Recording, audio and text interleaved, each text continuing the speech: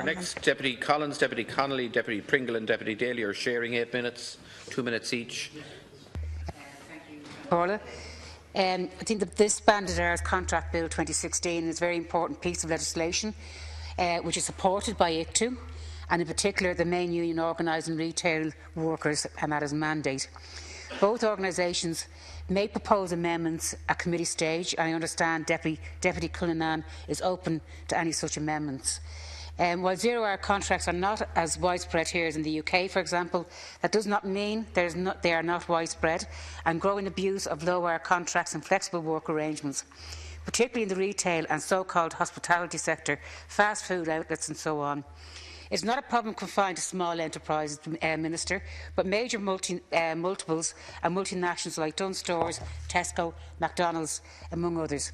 There's been a huge growth in part-time employment and underemployment since the 2008 crash. We have the second highest rate of underemployment in the OECD. There are 450,000 part-time workers, of whom one-third, that's 150,000 workers, would like more hours or indeed full-time jobs. Between 20 to 25% of our workforce is low paid. That is, they are earning less than two-thirds of the median wage, which is already low at $28,500. Of real concern is the fact that these low-hour contracts and flexible work arrangements are being deliberately used by companies like Dunnes to bully and intimidate workers with the objective of attempting to submiss and cow the workforce. This bill will help workers to resist such bullying and will help unions to organise. I support the spirit of this bill and what it's trying to achieve, and particularly as the bill doesn't arise in a vacuum but arises from a particular background. And I've counted 6 reports alone since 2013 highlighting precarious hours, precarious jobs, leading employees to have precarious lives. We had the report from the Irish Congress of Trade Unions on May 13, regulating for decent work. Imagine they felt a necessity to have a report on regulating for decent work 100 years after the lockout. Then we had the Mandate Trade Union in 2013 found that 17% of people living below the poverty line worked in precarious jobs. Fast forward November 15, report on low pay, the Joint Oireachtas Committee, which made 28 recommendations. In 2015 we had the Limerick study, which found that 5.3% of employees had constantly variable hours.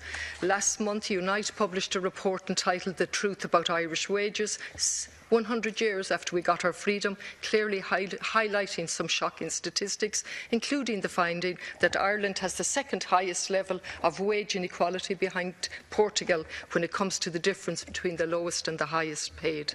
And then fast forward to the 5th of July today, and we see the report Social Justice Ireland. Unfortunately, the Minister for Social Welfare has gone, because I want to quote 2 figures to him.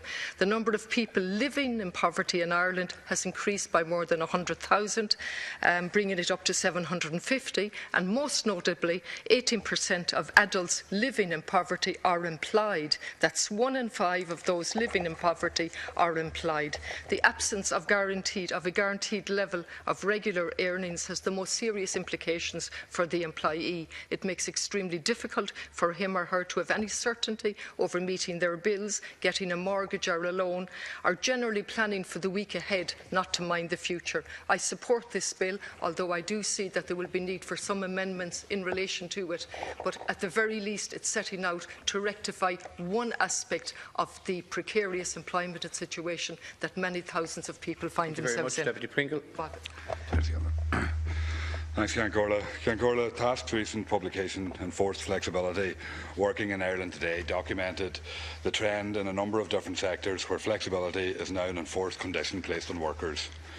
This is most obvious in the hospitality and retail sectors, where many workers are effectively on call, or in the construction sector, where compulsory self-employment continues to be the norm.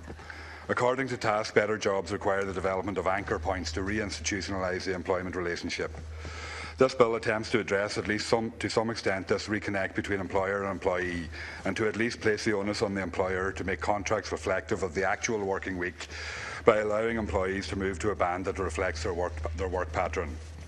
The employer and employee relationship has broken down in the modern workforce to the point where large employers can unilaterally change the terms and conditions of workers' contracts. The balance has been totally shifted to the benefit of the employer, and workers are suffering. Is this the opportunity of the crisis that Merkel spoke about a few years ago? It is the opportunity, definitely, for employers to undermine workers' conditions. It's a sad reflection of the situation of so many workers that we have to even contemplate legislation such as this to try and redress the balance. The whole focus of government policy and employers' policy has been to make workers into serfs, where they are so dependent on employers that they are left with no choice but to tolerate these type of conditions.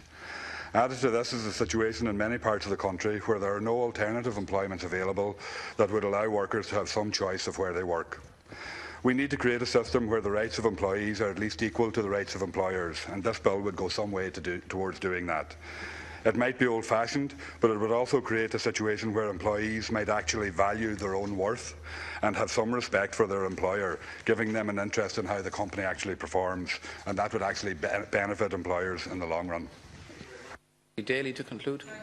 I welcome the bill. I think it's a vital piece of legislation to protect workers' rights. I was struck by the comments of former Minister Kelly when he talked about this side of the House joining the Labour Party's track record on these issues. The reality is the reason why we're here and why this legislation is necessary is precisely because of the hollowing out of workers' rights which took place under the last government, and as a result Ireland has become one of the worst offenders in terms of precarious employment and bad jobs, the highest level of low-paid work in the EU and second to last in terms of EU wage inequality.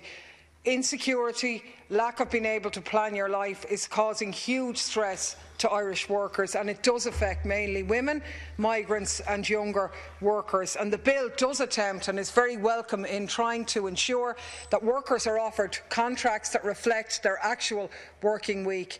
In other words, that if you consistently work 20 hours over at least a 6-month period, then as a worker you should have a right to ask for a contract that reflects that. And I just want to give two brief examples. It's not about one workplace or one industry. A woman in her 40s, 2 child dependents, she's worked 9 years at the same retail outlet. Her contract is for 16 hours over 4 days, but she can be asked to work extra hours with very little notice. She's asked for her hours to be over 3 days so she could qualify for social welfare. Management refused. She wants to work full-time. Her employer won't allow it. When somebody on 16 hours left, the jobs were not offered to her, they were offered to 2 people on 8-hour contracts. There's 1 full-time worker in her job, the rest are in part-time employment. An employee in a German multinational retailer, guess who it is, in the Dublin city centre, spent 6 years on a 10-hour contract but actually worked 48 hours each week. He had the gall to make a complaint about health and safety, about a fire escape being blocked. The consequence, his hours were cut back to the 10 hours and he was told to suck it up. The culture of bullying and intimidation has to stop. There are over 100,000 workers affected by this. This is a vital piece of legislation on the road to correcting that. Deputy Matthew McGrath.